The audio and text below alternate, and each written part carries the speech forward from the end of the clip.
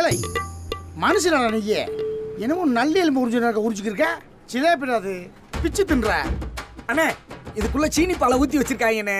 அதை உறிஞ்சு குடிச்சு விட்டு இன்னும் கொஞ்சம் கேட்டா ஊற்றி ஊற்றி கொடுப்பாங்கண்ணே.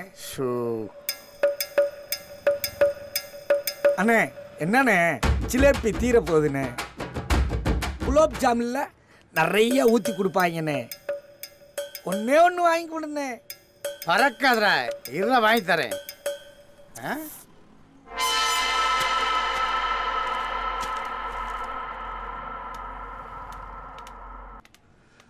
பொன்ராசு என்ன பண்றேன்னு எப்படி இருக்க? நல்லா இருக்கேனே. உங்களை விட்டு பிரிஞ்சு 18 வருஷம் ஆச்சுண்ணே. என் கல்யாண சமயத்தில் உங்களை விட்டு பிரிஞ்சு வந்தேன். அதுக்கடுத்து இப்பதான் சந்திக்கிறேன். உன் கல்யாண டயத்துல விலையை போனேன். இப்ப என் மகன் கல்யாணத்துல ஒண்ணு சேரணும்னு இருக்கு. மகனுக்கு கல்யாணமா? ரொம்ப சந்தோஷம்னா ரொம்ப சந்தோஷம். யாரு பொண்ணு? உங்க ஊர் தான்ப்பா. நம்ம ஊர்லயா? நம்ம ஊர்ல உங்களுக்கு சரிசமான சம்பந்தம் யாருக்கா? என்ன பொன்ராசு இப்படி கேட்டுவிட்ட?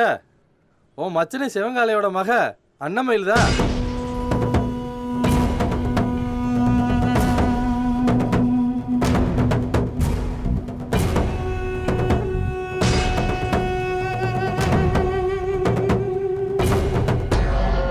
பிள்ளைனாலும் பிள்ளை அற்புதமான பிள்ளையா. வீட்டுக்கு வந்தவங்களை உபசரிக்கிறதாகட்டும், பணிவிட செய்யறதாகட்டும், ஊர் உலகத்துல அப்படி ஒரு பிள்ளைய கண்ணில் பார்த்துருக்கவே முடியாதியா. பழசையெல்லாம் மறந்துடாம பண்பாட்டையும் கலாச்சாரத்தையும் புள்ள மனசுல விதைச்சு வளர்த்துருக்காங்க அந்த சிவங்காலன். மொத்தத்துல அந்த களத்து வீட்டோட குத்து விளக்கு என் வீட்டை அலங்கரிக்கணும்னு நான் மனசார ஆசைப்பட்டுட்டேன்யா. இந்த பாருப்பா பொன்ராசு, நான் கல்யாண பத்திரிக்கையோட வரேன். அண்ணனோட ஒத்தாசையா இருந்து மாப்பிள்ளை வீட்டுக்காரனா இந்த கல்யாணத்தை நல்லபடியா நடத்தி கொடுக்க வேண்டியது உன் பொறுப்பு. சந்தோஷம். அப்ப நான் வரட்டுமா? வரேன்.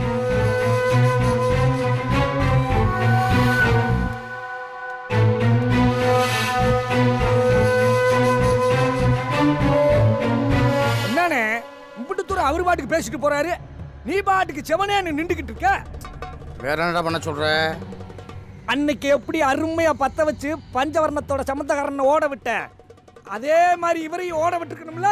இல்லை லூசு பேல அவன் அப்புறம் நான் சொன்னது பூரா உண்மைன்னு நம்பிட்டேன். இவன் பெரிய மனுஷன்டா. நோண்டி நோண்டி நொங்கு எடுப்பேன்.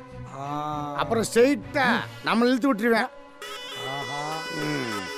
ஊருக்குள்ள இதே பொழப்பாத்தி திராயின்னு பஞ்சவரண நம்ம நெஞ்சட்டை பிடிச்சி உழுக்கு உளிக்கிறோம். இது ஒன்றும் சீனி வெடி இல்லை, பிசுக்குன்னு பற்ற வைக்கிறதுக்கு. இந்த மாதிரி நாட்டு வெடிக்கெல்லாம் பஞ்சவரம் தான் லாய்க்கு. வா பஞ்சவரத்தை போய் பார்ப்போம்.